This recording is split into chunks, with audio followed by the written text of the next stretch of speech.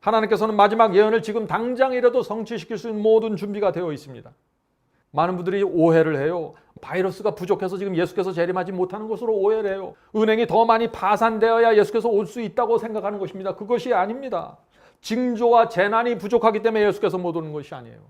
문제가 무엇입니까? 문제는 우리의 마음입니다. 14만 4천인의 마음입니다. 이 마음이 준비되지 않았기 때문에 사방바람을 붙잡고 있는 것이에요. 그래서 예수께서 오시지 못하는 것이에요.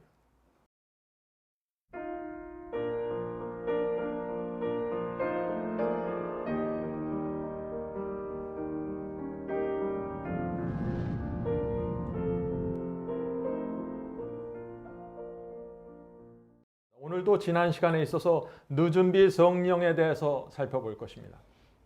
늦은비 성령도 성령입니다.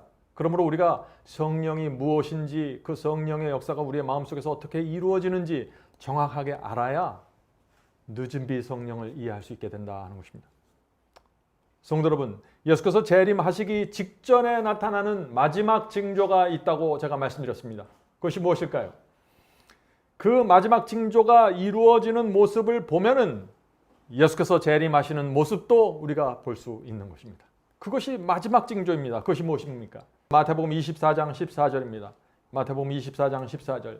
이 천국 복음이 모든 민족에게 증거되기 위하여 온 세상에 전파되리니 그제야 끝이 오리라. 마지막 징조가 무엇입니까?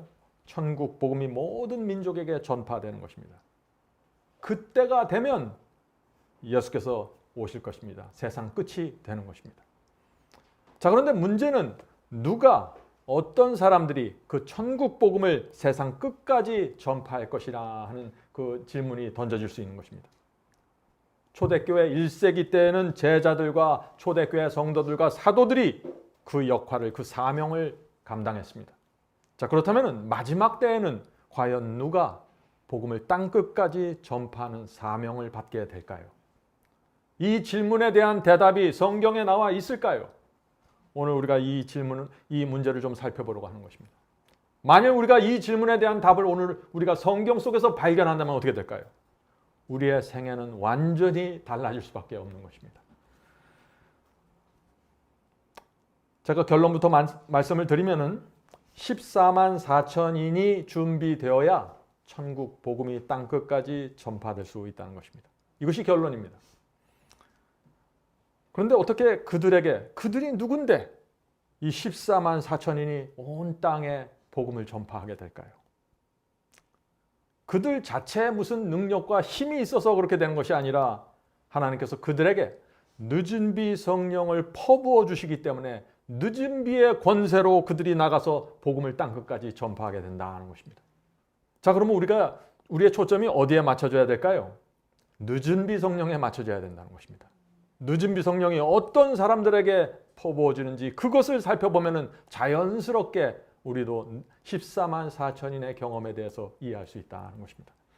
자, 그러면 늦은비 성령을 받는 문제에 대한 예언을 우리가 지금부터 좀 살펴보도록 하겠습니다. 요한계시록 6장 마지막 부분에 가면은 예수께서 재림하실 때 이 땅에서 일어나는 아주 두려운 참담한 장면이 거기에 나옵니다.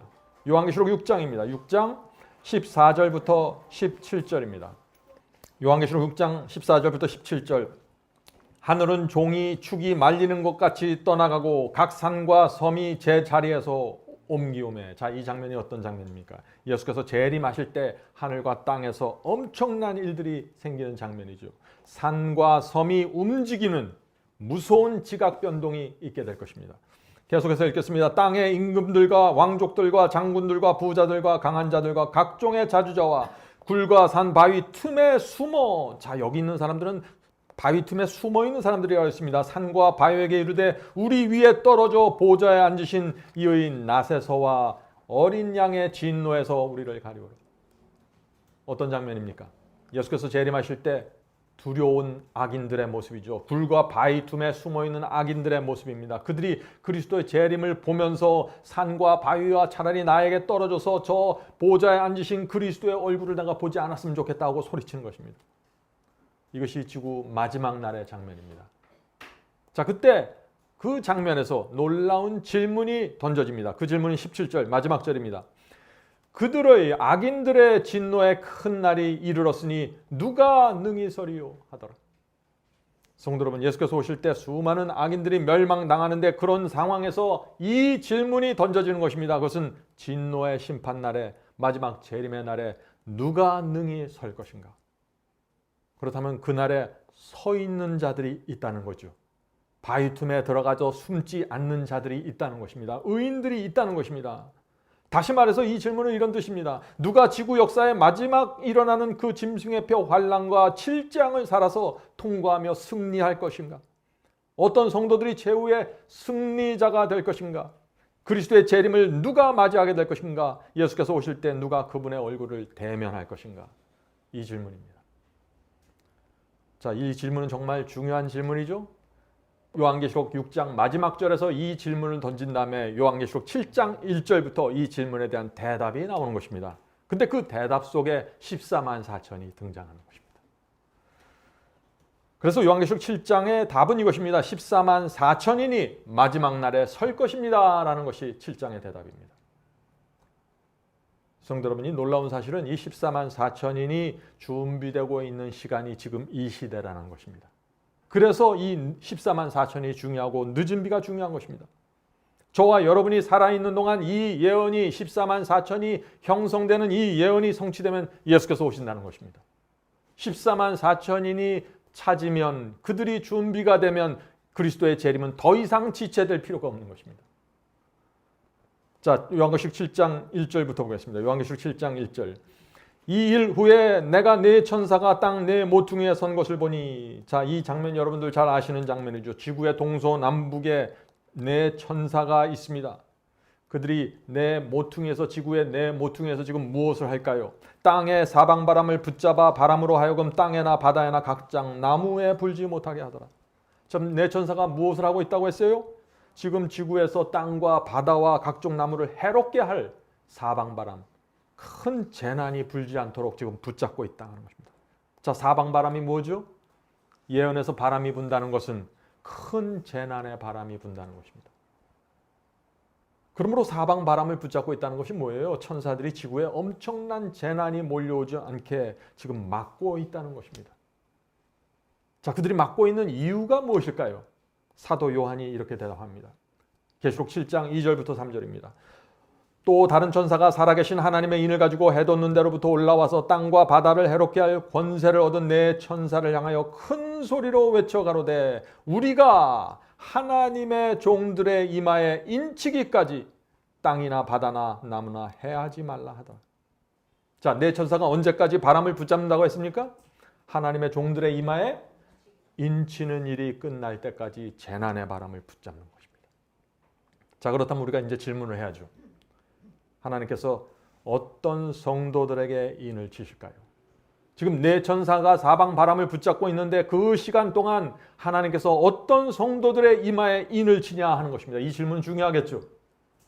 바울은 인침의 과정을 설명합니다.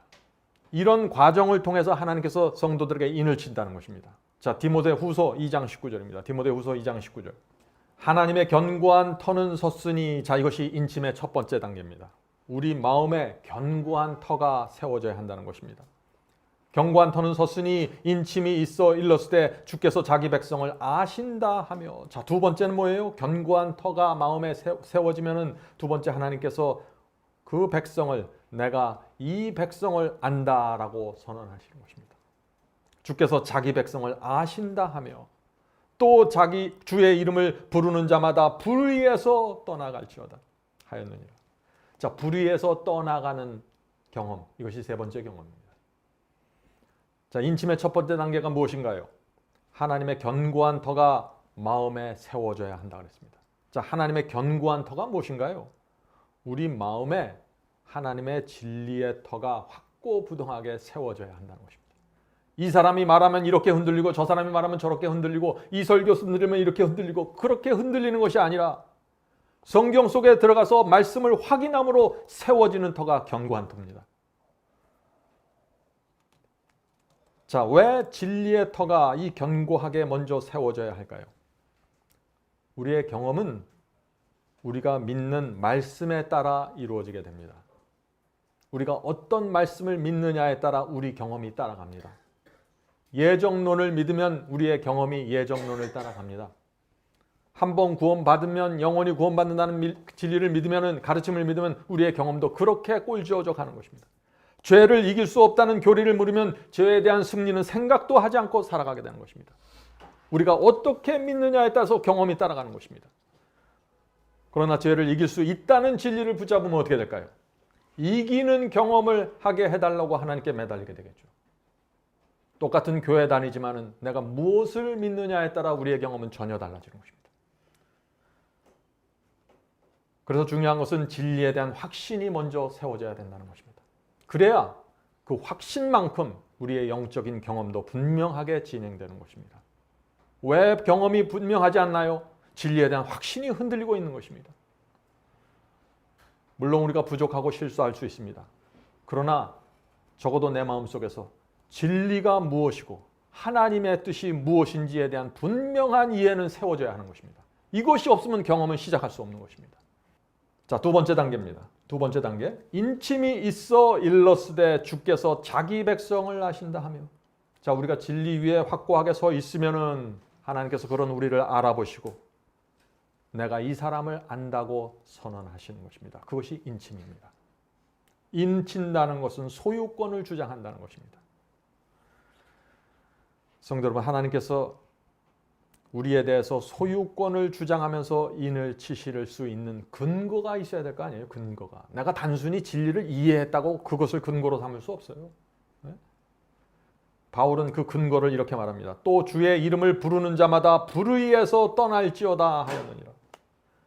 하나님께서 우리를 인치시는 근거가 뭐예요?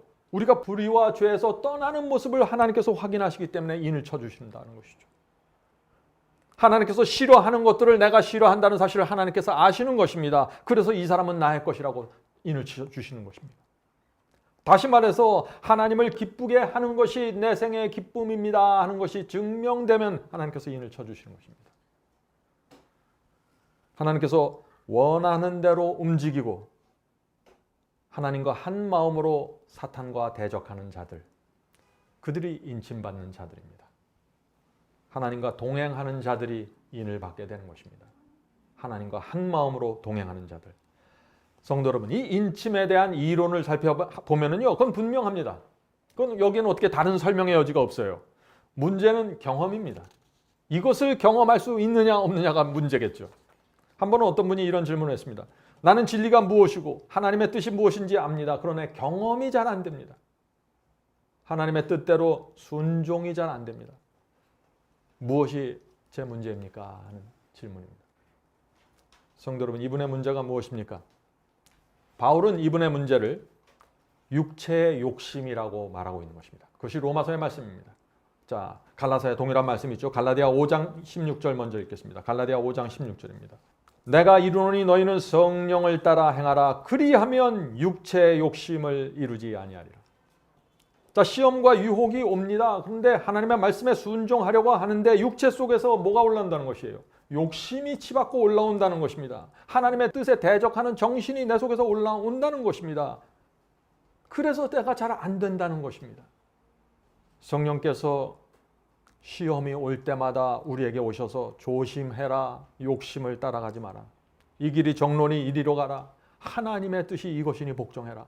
그렇게 말씀하시고 호소하는데 그것을 잘 따라가지 못하는 것입니다. 왜요? 육신의 욕심이 너무나 강력하게 올라오기 때문에 자꾸 끌려간다는 것입니다. 그래서 하나님의 인이 잘 쳐지질 못하는 것입니다. 잘 믿고 잘 기도하는 것 같아서 가까이 가서 인을 치려고 하면은 자꾸 육신의 욕심을 쫓아가요. 자꾸 사람들의 말을 쫓아가요. 하나님의 뜻이 아니라 사람의 뜻을 자꾸 쫓아가요. 그러니까 어떻게 인을 치시겠어요? 그런 사람들을 어떻게 내 소유라고 온 우주 앞에서 선포하실 수 있겠습니까? 갈라디아 5장 24절 보겠습니다. 갈라디아 5장 24절. 여기 예수 그리스도의 사람들이 누구인지 정확하게 나옵니다. 예수 그리스도의 사람들. 자, 예수 그리스도 예수의 사람들은 육체와 함께 그 정과 욕심을 십자가에 못 박았느니라. 자, 분명하죠? 예수의 사람들은 육체의 정욕과 세상에 대한 애착심 다 십자가에 못 박는 사람들입니다. 자, 그런데 왜 못 박을까요, 이 사람들은? 다른 사람들은 다 욕심에 끌려가는데 이 사람들은 왜 이것을 바꿀 수 있을까요? 인침받기 위해서요? 구원받기 위해서요? 지옥 가지 않으리니까 내가 억지로 주님의 뜻을 따라가는 것입니까? 아니죠. 그런 사상과 그런 동기로는 인침이 안 됩니다. 우리의 마음은 그렇게 해서 이루어지는 것이 아니에요. 이 사람들은 주님이 무엇을 원하고 무엇을 기대하시고 무엇을 기뻐하시는지 아는 사람들입니다. 단순해요. 주님을 기쁘게 하고 싶어서 내 뜻을 내려놓는 것입니다. 주님의 기쁨이 내 기쁨입니다. 그래서 내 속에 올라오는 다른 뜻과 다른 정욕들을 다 물리쳐버리는 것이에요. 다 쓸데없는 것들이라 하는 것이죠. 이런 사람들이 양자의 영을 가진 사람들입니다. 하나님을 아버지라고 부르는 영을 받는 사람들이죠. 주님을 기뻐하기 위해서, 주님을 기쁘시게 하기 위해서 내 뜻을 내려놓겠습니다. 아버지 뜻이 맞습니다. 제 뜻은 틀립니다. 성도 여러분, 이 인침은요, 성령의 역사입니다. 성령께서 내 완악한 마음 밭을 갈아엎어 주셔야 되는 것입니다. 강팍한 고집을 버리도록 성령께서 도와주셔야 되는 것입니다. 그리스도인의 모든 경험은 성령의 역사로 이루어지는 것인데 많은 사람들이 이 성령의 역사에 익숙치 않아요. 성령이 어떻게 내 안에 들어와서 나를 끌어가는지 이걸 잘 모르는 것입니다. 그래서 열심히 주님을 믿으려고 하는데 자꾸 경험이 왜곡되고 자꾸 좌절하게 되는 것입니다. 오늘 우리가 그 문제를 좀 깊이 좀 살펴보려고 하는 것입니다. 성도 여러분, 성령이 없으면은요 아무 열매도 없습니다. 성령을 받으셔야 돼요. 성령. 오늘날 기독해서 성령을 받아서 뭐 등줄기가 후끈하고 뭐 이상한 거 하는데 그런 걸 말하는 거 아니에요. 성령을 통해서 내 육신의 정욕을 십자가에 못 박는 그들이 그리스도의 예수의 사람이라고 바울이 말하지 않습니까? 성령이 없이 나 혼자 애쓰면 어떻게 될까요? 세속적이고 유치하게 되고 위선자가 됩니다. 성령의 은혜가 마음에 없으면 삶은 메마르고 감동이 없게 됩니다. 공허하게 되고 양심의 가책을 자꾸 느끼게 되고 좌절감에 짓눌린 슬픈 생애를 살게 되는 것입니다. 그래서 우리의 소망은 성령의 역사입니다. 오늘 많은 분들이 이 육체를 십자가에 못 박는 이 경험을 많이 오해하고 있습니다. 자, 육체의 욕망을 십자가에 못 박는다는 것이 무슨 뜻입니까? 내 속에서 악한 욕망들이 언제 올라오나 자꾸 기다리고 있다가 그것이 고개를 내밀고 올라오면 확 때려잡는 것이에요? 많은 분들이, 어떤 분들이 그렇게 생각하는 분들이 있는데 그것은 아니죠. 죄된 욕망은 우리 힘으로 때려잡을 수 있는 것이 아니에요. 그것이 고개를 두고 쳐들고 올라오기 시작하면은 아주 짧은 시간에 압도돼 버립니다. 그것이 죄인의 모습이에요. 그래서 우리 마음속에 성령께서 계셔야 되는 것이에요. 성령께서 우리 마음에 임재하고 우리 마음을 지배하고 있어야 됩니다. 그래야 육체의 욕망이 올라올 때 내가 성령을 의지해서 십자가에 그것을 못 박게 되는 것입니다. 많은 분들이 성령의 임재가 없는 상태에서 육체의 욕망을 못 받고 노력하다가 좌절하는 것이에요. 그래서 오늘 이 문제를 원인부터 우리가 살펴보고 해결책을 제시해야 되는 것입니다. 그러므로 우리는 이런 질문을 해야 되는 것입니다. 어떻게 하면 우리 속에 성령께서 임재하실 수 있을까요? 중요한 문제입니다. 이 질문에 대한 답을 갖고 있어야지 참된 그리스도인의 생애가 가능해지는 것입니다. 어떻게 하면 성령으로 육체를 못 박는 경험을 한 번만 하는 것이 아니라 계속해서 할 수 있습니까? 이 질문 정말 중요한 질문이죠. 늦은 비 성령을 받기 원하는 분들은 반드시 이 질문에 대한 답을 갖고 있어야 되는 것입니다. 여러분은 정말 육체를 십자가에 못 박기 원하시나요? 원하셔야 됩니다. 일단은 원해야 돼요. 그것이 없으면 아무것도 아닙니다. 하나님의 말씀과 계명에 충성하기 원하십니까? 원하셔야 됩니다. 간절한 소원을 갖고 있어야 돼요. 인침 받기 원하시나요? 원하셔야 됩니다. 늦은 비 성령 받기 원하시나요? 원하셔야 됩니다. 하나님께서는 우리의 소원을 붙들고 역사하시기 때문에 우리의 마음에 간절한 소원이 있어야 되는 것이에요. 자, 그러면 성령께서 이 일을 해주셔야 되는데 그렇다면 성령께서 우리 속에 들어오셔야 되는 것입니다. 자, 그러면 우리가 여기서 알아야 돼요. 성령께서 가장 거하기 좋아하는 마음이 무슨 마음인가? 그것을 알아야 돼요. 마음밭이 중요한 것입니다. 성령께서 어떤 마음을 가장 좋아하실까요? 어떤 사람이 그 마음만 갖고 있는 거 보면은 성령께서 즉시 들어가서 풍요롭게 역사해 버리십니다. 그 마음을 알아야 돼요. 그래서 우리가 그 마음을 달라고 성령께서 자유롭게 역사하시고 우리 스스로도 우리의 경험에 대해서 풍요롭게 느낄 수 있는 그 마음을 달라고 요구해야 되는 것입니다. 그것이 기도의 제목입니다. 첫 번째는요. 첫째, 성령님께 우리가 기도하는데 나뉘어지지 않은 마음을 달라고 기도하셔야 돼요. 나뉘어지지 않은 마음. 영어 표현이 더 좋아요. 이거는 undivided heart입니다. undivided heart. 둘이나 셋으로 조각나지 않는, 나뉘어지지 않는 마음입니다. 마음이 하나의 통으로 되어 있습니다. 반은 세상을 사랑하고 반은 하나님을 사랑하는 그런 마음이 아니에요. 그런 마음에는 성령께서 거하실 수가 없습니다. 나뉘어진 마음에서는 죄된 욕망들이 올라올 때 대책이 없는 것입니다. 십자가에 못 박을 수가 없는 것입니다. 왜 그럴까요? 그런 마음에는 성령께서 거하실 수 없고 지배할 수 없기 때문이죠. 성령은 우리의 마음을 마음대로 꺾으면서 역사하시는 분이 아니에요. 우리가 자원하는 마음으로 우리의 마음을 펼쳐놓을 때 성령께서 들어오신다는 것입니다. 성도 여러분 잊지 마세요. 하나님께 바쳐진 마음이 필요한 것입니다. 나누어지면 안 되는 것입니다. 그런 마음에 성령 충만히 이루어질 수 있는 것입니다. 제자들의 마음이 그런 마음이었습니다. 예수님의 마음이 그런 마음이었습니다. 성도 여러분, 우리가 그런 마음을 갖게 되면은 육체를 십자가에 못 박는 경험이 자유롭게 되는 것입니다. 깊이 들어갈 수 있는 것입니다. 인침이 있는 것이고 늦은 비 성령을 우리가 기대할 수 있는 것입니다. 두 번째입니다. 두 번째는 두 주인을 섬기는 마음이 되면 안 되는 것입니다. 예수께서 두 주인을 섬길 수 없다고 했죠. 성도 여러분, 지금이 어느 때입니까? 하나님과 사탄이 치열하게 전쟁을 하고 있는데 어떻게 우리가 두 주인을 섬길 생각을 해요? 가만히 생각해 보세요. 오늘 제가 말씀드리는 이런 경험들이 아주 고상하고 고결하고 아주 높이 있는 경험이 아니에요. 그리스도인이라면 하나님을 사랑하고 정말 그분을 원하는 분이라면 누구든지 이 마음을 가지셔야 되는 것이에요. 사랑은 두 여인에게 나눠줄 수 없습니다. 충성도 마찬가지입니다. 두 주인에게 나누어질 수 없는 것입니다. 성도 여러분, 나누어지지 않는 마음, 오직 한 주인을 섬기는 마음, 이런 마음이 준비되면 그 마음에는 성령께서 충만하게 역사하십니다. 그런 마음을 가지면 우리가 성령이 충만해서 풍요로움을 갖고 좁은 길을 걸어갈 수 있습니다. 그 경험이 얼마나 귀할까요? 오늘 많은 분들이 이런 고민을 합니다.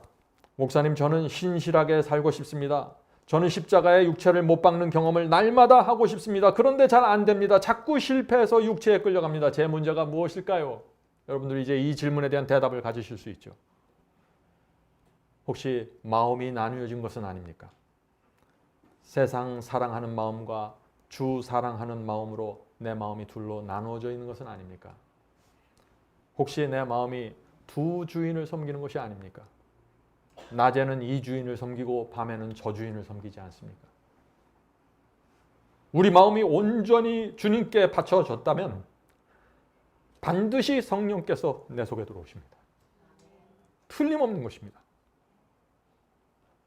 그래서 내 속에 성령께서 풍요롭게 역사하시지 못한다 하는 그런 분위기를 내가 느낄 때는 내 마음을 놓고서 주 앞에 온전히 들으셔야 됩니다. 그렇게 온전히 주 앞에 바쳐진 마음에서는 악한 충동과 육체 속에서 악한 욕망이 올라올지라도 고개를 쳐들지라도 반드시 그것은 십자가에 못 박히게 되는 것입니다. 내 마음이 하나님께 바쳐졌기 때문에 그렇죠. 오늘 우리는 우리 마음을 참 잘 살피셔야 됩니다. 우리에게 필요한 것은 다른 것이 아닙니다. 여러분이 진리를 정확하게 이해하셨나요? 하나님의 말씀과 예언을 정확하게 빛을 받으셨습니까? 그 다음에 필요한 것은 바로 이것입니다. 나뉘어지지 않는 마음입니다. 진리를 잘못 이해하고 교리가 빛나고 예언에 대한 어둠 속에 있으면 아무리 나누어지지 않는 깨끗한 마음을 갖고 주 앞을 가려고 해도 자꾸 미혹당할 수 있어요. 잘못된 가르침으로 이리 끌려다니고 저리 끌려다니는 것입니다. 그래서 인침의 첫 번째 경험은 뭐예요? 진리에 대한 확고한 이해입니다.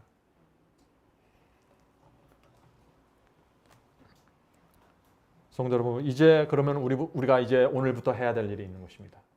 나뉘어지지 않은 마음, 한 주인만 섬기는 이 마음을 달라고 성령께 매달려야 되는 것입니다. 이것도 내 마음대로 만들 수 있는 마음이 아니에요. 제가 말씀드렸죠. 영적인 경험은 처음부터 끝까지 성령께서 해주셔야 되는 것이에요. 우리는 매달리는 것입니다. 내 소원을 간구하면서 하나님, 내 소원이 이겁니다. 진짜 내 소원이 이겁니다. 도와주세요. 이렇게 할 때 도와주시는 것입니다. 성도 여러분, 우리는 하늘 가는 나그네가 아닌가요? 우리는 주님을 사랑하잖아요. 그분의 은혜 때문에 우리가 여기까지 왔지 않습니까? 그런데 우리가 버리지 못할 것이 뭐가 있다고 그렇게 버리지 못하세요? 우리 마음이 나누어질 필요가 없잖아요. 사실 가만히 생각해 보세요. 우린 주님밖에 없는 사람들인데. 우리가 버리지 못할 것이 무엇이고 아까운 것이 무엇입니까 도대체? 다 내려놓으셔요. 혹시 있다면 말이죠. 그렇게 하면은 성령의 은혜가 깊숙이 임하게 되는 것입니다. 좁은 길을 감사와 기쁨과 충성으로 가는 것입니다. 이 세상 누구도 그 사람의 앞길을 막을 수 없는 것입니다. 자, 성도 여러분, 마지막 시대에 하나님의 종들의 이마에 인을 다 이렇게 해서 치시면 14만 4천인이 준비되는데 그 다음에 어떤 일이 생깁니까? 하나님께서 14만 4천인의 마음이 준비되는 것을 보면은 그 다음에 사방바람을 놓으라고 내 천사에게 명령하시는 것입니다. 지구로 엄청난 재난들이 닥치게 될 것입니다. 왜 사방바람을 놓으시라고 했어요? 이제 하나님께서 마지막 전쟁에 돌입할 하나님의 군대를 마련했다는 것입니다. 마지막 전쟁, 사탄과 붙는 마지막 전쟁으로 들어가시는 것입니다. 지구로 엄청난 재난이 그래서 몰아닥치게 되는 것이고 세계 경제가 크게 흔들리면서 무너지게 될 것입니다. 우리는 이번 기회에 코로나 바이러스 때문에 사방바람이 조금 놓여지면 어떤 상황이 벌어지는지 잠시 들여다봤죠. 아주 짧은 시간에 온 세계가 정지되었습니다. 두려울 정도로 수많은 사상자들이 나온 것입니다. 엄청난 실업자들이 지금 쏟아 나왔어요. 수많은 기업들이 무너졌고 은행까지 흔들리고 있습니다. 학교 문이 닫혔습니다. 정부의 명령으로 수많은 교회들이 문을 닫아버렸습니다. 아무도 불평하지 않아요. 이 엄청난 일들이 전 세계에서 일어나는데 아무도 불평하지 않아요.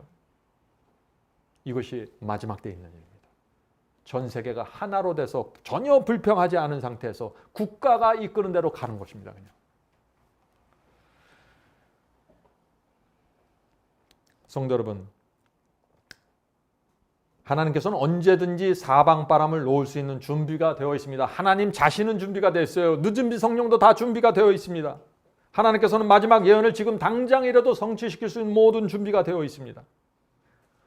많은 분들이 오해를 해요. 마치 하나님께서 지금 바이러스가 더 나타날 것을 기다리는 것처럼 오해를 해요. 바이러스가 부족해서 지금 예수께서 재림하지 못하는 것으로 오해를 해요. 그것이 아니에요. 은행이 더 많이 파산되어야 예수께서 올 수 있다고 생각하는 것입니다. 그것이 아닙니다. 징조와 재난이 부족하기 때문에 예수께서 못 오는 것이 아니에요. 문제가 무엇입니까? 문제는 우리의 마음입니다. 14만 4천인의 마음입니다. 이 마음이 준비되지 않았기 때문에 사방바람을 붙잡고 있는 것이에요. 그래서 예수께서 오시지 못하는 것이에요. 누가 그리스도의 재림을 막고 있습니까? 저와 여러분이 막고 있는 것입니다. 우리 마음이 준비되지 않았기 때문에 하나님께서 재난의 바람을 붙잡고 계시고 짐승의 표 예언도 이루지 못하고 계신 것입니다. 우리 마음이 인침받을 준비가 되지 않았기 때문에 예수께서 재림하지 못하는 것입니다. 성도 여러분, 이 사실이 우리 가슴을 쳐야 회개하게 되는 것입니다.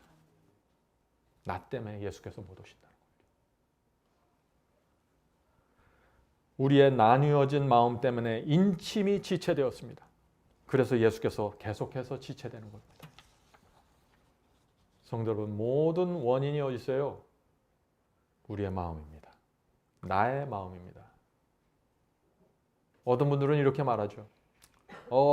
우리는 연약하기 때문에 죄와 더불어 살 수밖에 없는 것이 아닙니까? 이렇게 살다가 나중에 인침을 받고 늦은 비를 받으면 그때 우리가 승리하는 것이 아닙니까? 지금은 실패해도 나중에 인침 받으면 그때 승리할 수 있으니 조금만 더 기다리면 되는 것이 아닙니까?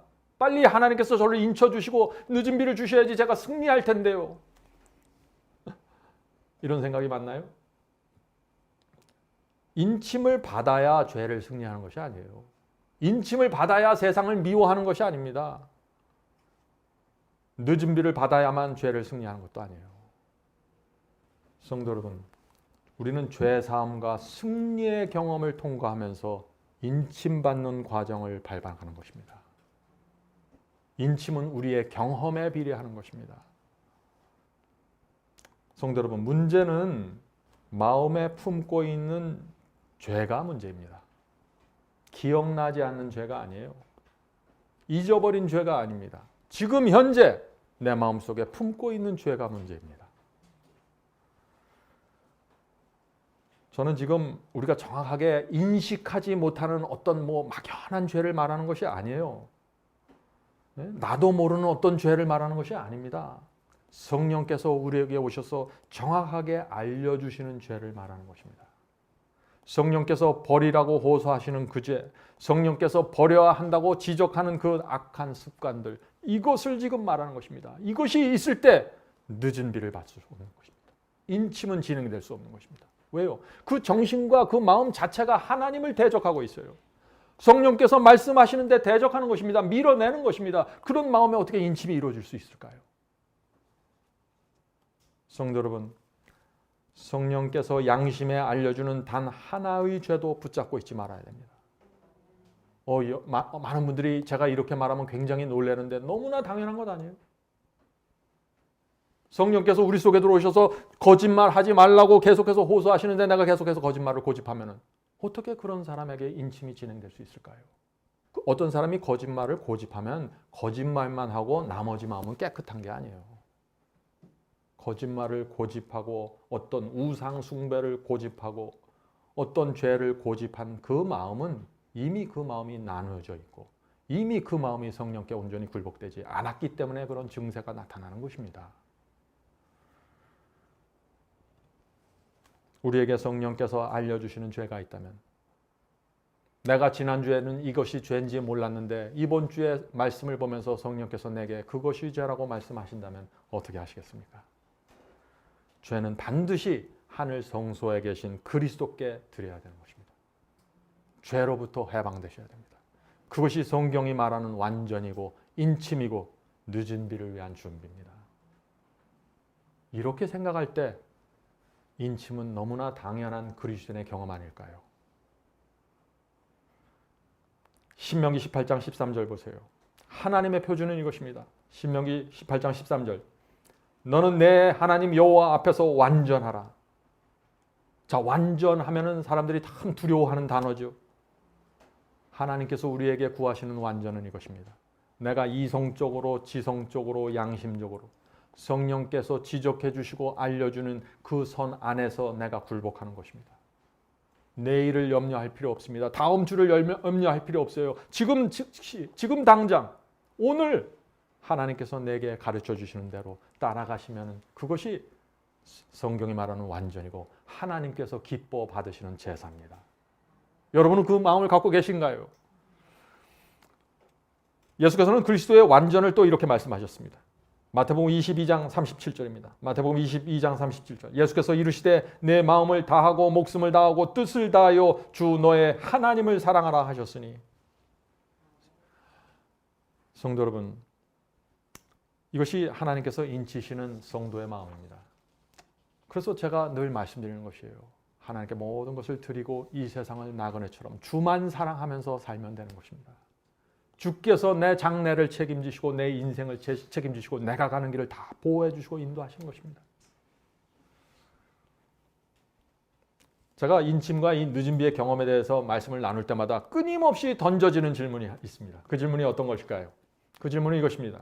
이 타락한 세상에 살고 있는 사람이 어떻게 죄를 버릴 수 있습니까? 이 세상에 살고 있는데 어떻게 내가 이 세상을 버릴 수 있습니까? 하는 질문이죠. 여러분 어떻게 생각하시나요? 그런 질문을 갖고 있는 분들에게 제가 말씀을 들려드리고 싶습니다.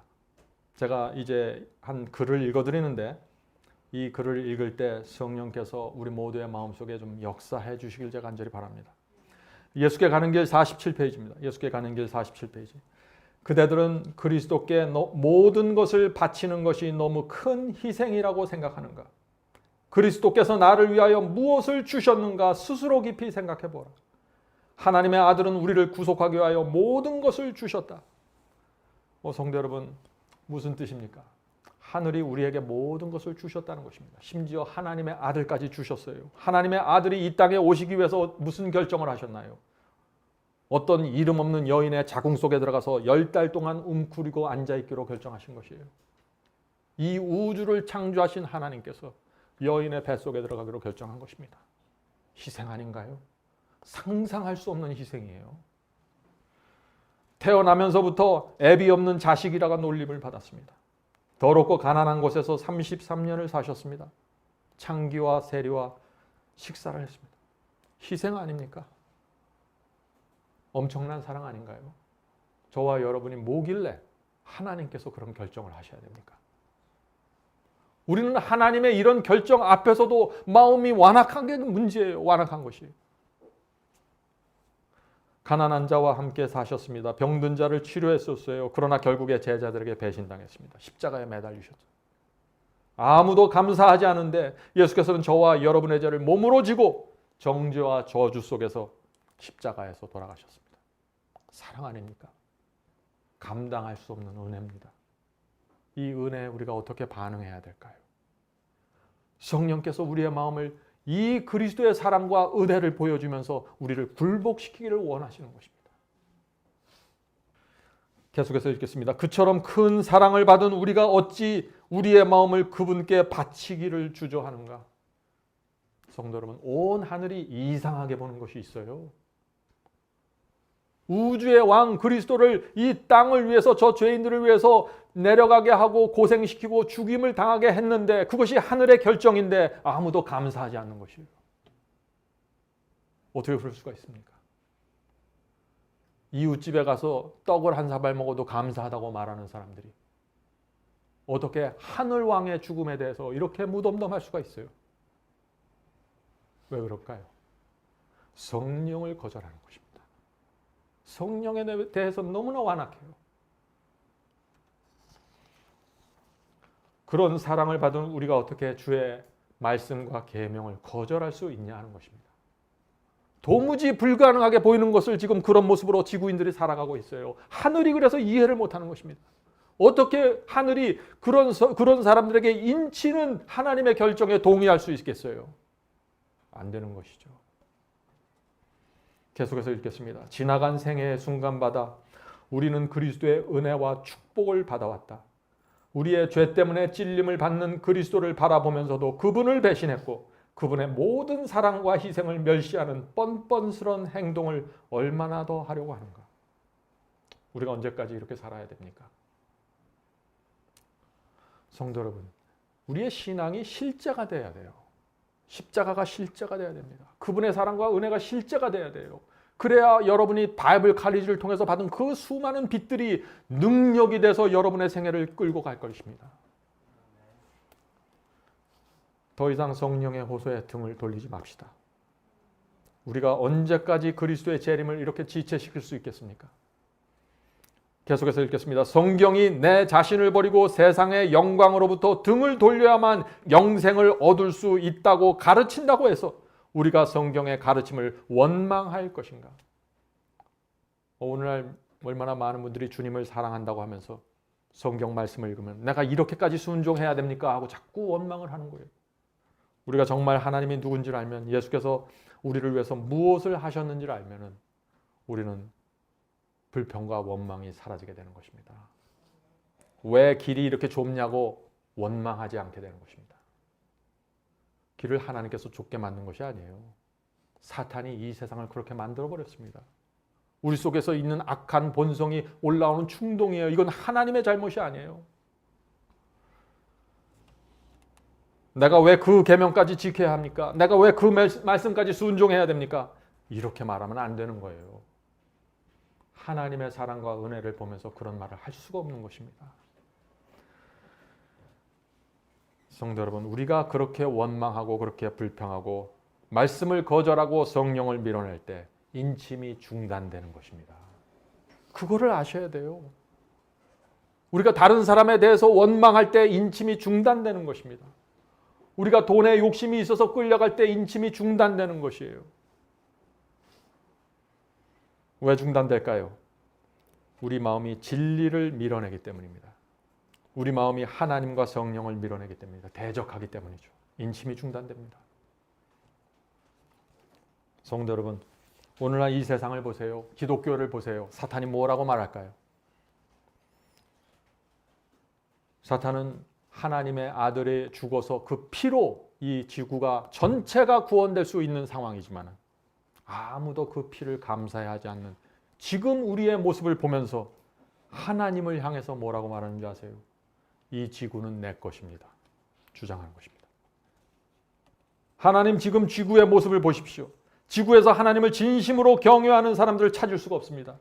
입으로는 주님을 믿는다고 말하면서 예배드리고 기도하는 사람들이 많이 있지만 주님께 진심으로 마음과 충성을 바치는 성도들이 보이지 않습니다. 하나님, 지구는 내 것입니다. 이것이 사탄의 주장입니다. 그런데 참 어려운 것은 이 주장이 맞아요. 이게 우리의 현실입니다. 지금 마지막 시대가 되면서 이 교회가, 기독교회가 라오디게아 교회 상태가 되어버렸습니다. 뜨뜻 미지근하고 헐벗고 굶주렸습니다. 벌거벗고 있습니다. 그런데 다 사람들이 나는 부요해서 부족한 것이 없다고 말하죠. 정확한 복음이 무엇인지를 몰라서 바벨론의 포도에 취해서 비틀거리고 있는데 사람들은 정상이라고 생각하는 것입니다.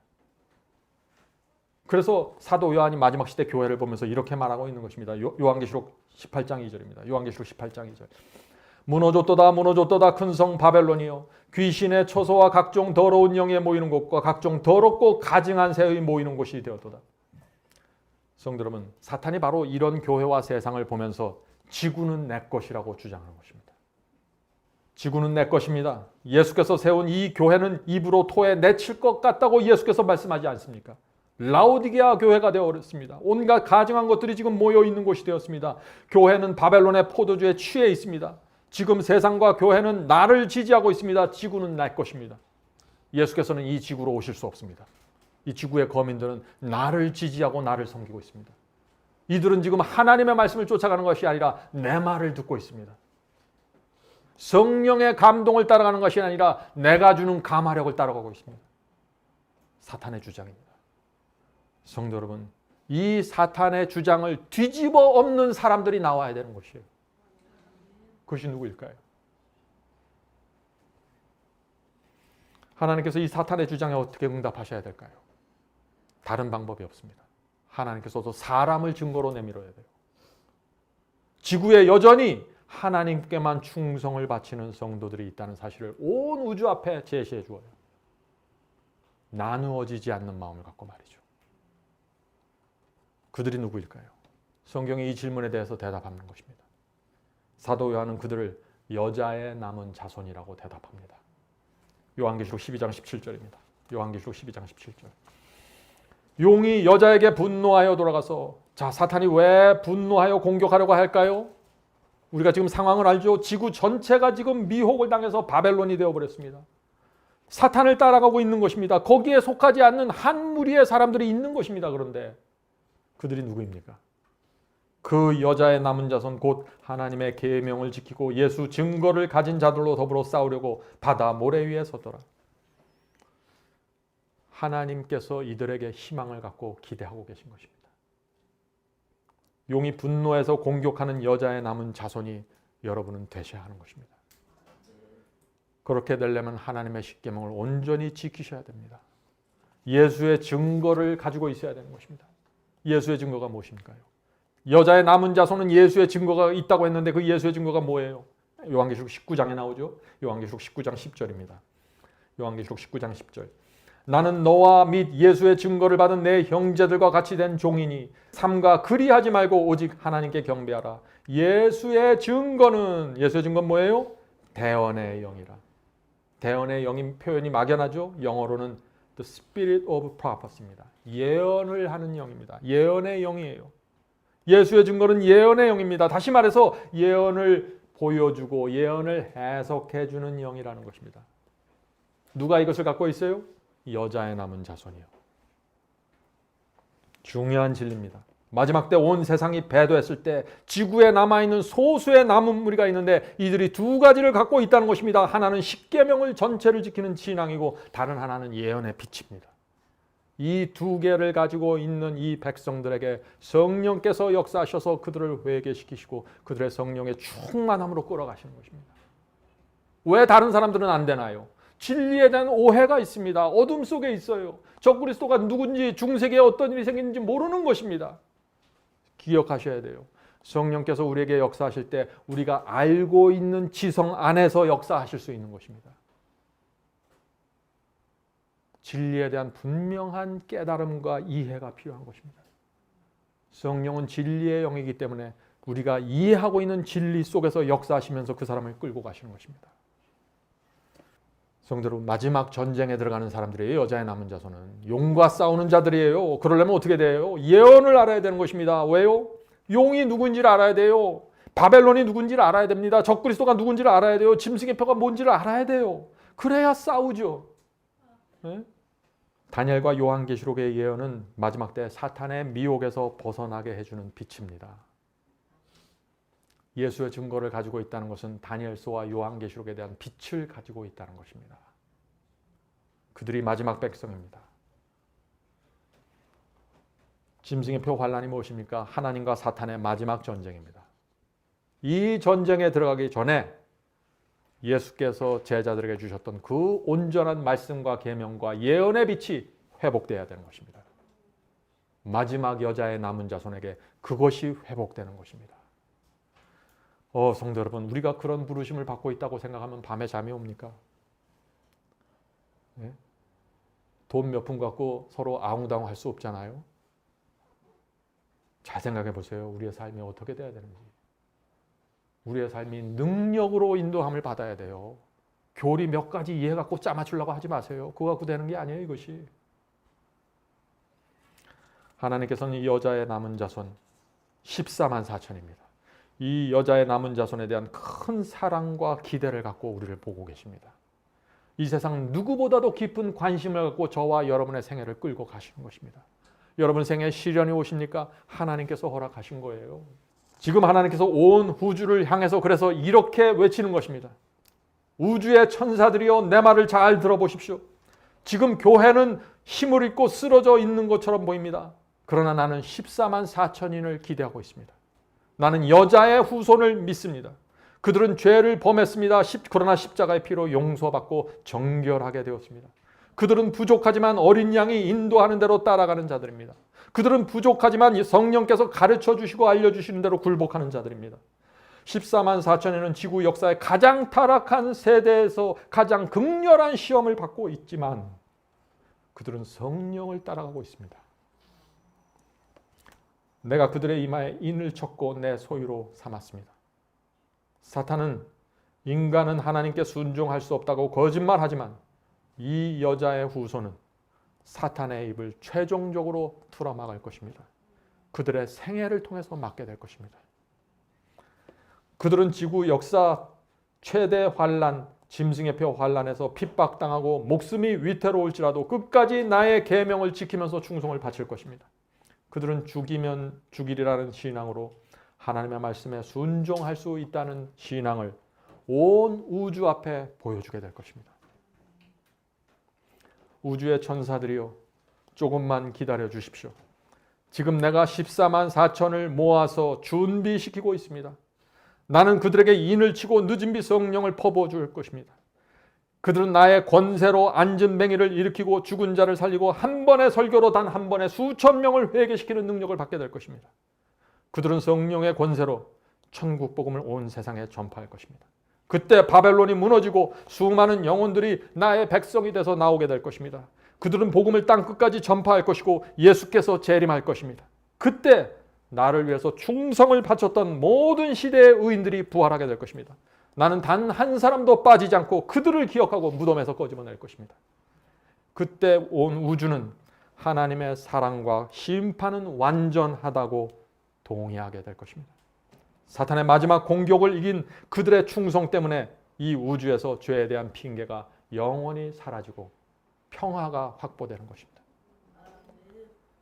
성도 여러분, 이것이 하나님께서 저와 여러분에게 갖고 있는 기대입니다. 이런 기대를 생각하면 저 역시 두렵습니다. 너무나 부족하기 때문에 그렇죠. 내가 얼마나 부족한 것을 알면 할수록 우리는 주님께 매달릴 수밖에 없는 것이죠. 분명한 것은 내 의지와 내 결심으로 해결되는 일이 아니라 성령의 은혜를 받는 데 초점이 맞춰진 것입니다. 날마다 성령께서 내 마음속에서 역사하시는 데 초점이 맞춰지는 것입니다.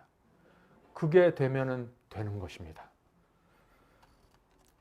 그래서 마지막 때 하나님의 영광이 온 땅을 환하게 하는 예언이 나오는 것입니다. 요한계시록 18장 1절입니다. 이 일 후에 다른 천사가 하늘에서 내려오는 것을 보니 큰 권세를 가졌는데 그의 영광으로 온 땅이 환하여지더라. 성도 여러분, 늦은 비 성령을 받은 성도들이 성령의 권세로 영광으로 온 땅을 환하게 할 그날이 가까이 오고 있습니다. 천국 복음이 이들에 의해서 전파되는 것입니다. 지금 우리 눈에는 상상이 안 되죠. 불가능하게 보이죠. 이 세상은 지금 더 악해질 수 없을 정도로 악해졌습니다. 교회는 깊은 어둠 가운데 있습니다. 하나님의 편이 아닌데 자기는 하나님의 편이라고 생각하고 살아가고 있어요. 더러운 악한 영들이 모이는 곳이 되었습니다. 그런데 반전이 생기는 것입니다. 반전. 짐승의 표 환란이 생기고 반전이 생깁니다. 인침을 받고 늦은 비 성령을 받는 성도들이 그때 나타나는 것입니다. 그들이 이 세상을 뒤집는 것입니다. 지구 역사 최고의 성령의 능력이 이들에게 퍼부어지면서 온 땅이 진리의 빛으로 환하게 빛나는 것입니다. 사탄은 엄청난 핍박으로 막을 것입니다. 자, 성도 여러분, 이제 말씀을 마치겠습니다. 사탄이 무엇을 막을까요? 그렇다면 인이 처지지 않게 막겠죠. 늦은 비 성령을 받으려고 준비하는 자들을 막겠죠. 그들에게 자신의 운명이 걸려 있는 것입니다. 하나님과 사탄의 전쟁의 핵심이 이 늦은 비 성령을 받는 이들에게 걸려 있는 것입니다. 이들이 무슨 힘이 있어서 걸려 있는 거 아니에요. 이들의 역할이 중요한 것입니다. 왜요? 양쪽이 모두 이들을 증인으로 내세우고 있는 것입니다. 하나님께서 이들을 증인으로서 온 세상 앞에 제시할 것입니다. 사탄도 이들을 굴복시키면 지구의 소유권을 얻게 되는 것입니다. 여러분에게, 저에게 정말 감당할 수 없는 특권이 주어지는 것입니다. 어차피 우리는 인생을 살아갈 사람들입니다. 이렇게 살아 저렇게 살아. 한 번 주어진 인생을 우리가 어떻게 살아야 될까요? 우리가 이 놀라운 빛 속에 들어오셔서 두려워하지 마세요. 그만큼 밝은 빛을 가졌고 그만큼 강력한 성령의 역사 속에서 큰 하나님의 기대를 온몸에 받고 살아가시는 것입니다. 저는 그걸 생각할 때 감사합니다. 여러분도 마음속에 그런 감사와 감격이 있게 되길 제가 간절히 바랍니다. 하늘에 계신 저희들의 아버지, 문제는 저희의 마음이라는 사실을 저희가 알았습니다. 지진이 부족해서 주께서 오시지 못하는 것도 아니고, 일루미나잇이 부족해서 주께서 오시지 못하는 것도 아니고, 재난이 부족한 것도 아닙니다. 주여, 저희 마음이 인침을 위해서 준비되지 못한 사실을 고백합니다. 주여, 이 시간에 저희가 저의 마음을 주 앞에 드립니다. 주여, 받아주시고 성령께서 자유롭게 들어오셔서 저희의 마음을 이끌어 주시고 뒤집어 엎으셔서 겸손하고 온유하게 주님의 말씀을 받는 성도되게 도와주시옵소서. 주께서 네가 십자가를 질 수 있냐고 물어보실 때, 예, 제가 지겠습니다, 주님. 주님의 은혜와 사랑 때문에 제가 주님을 따르기 원합니다라고 대답하게 도와주시옵소서.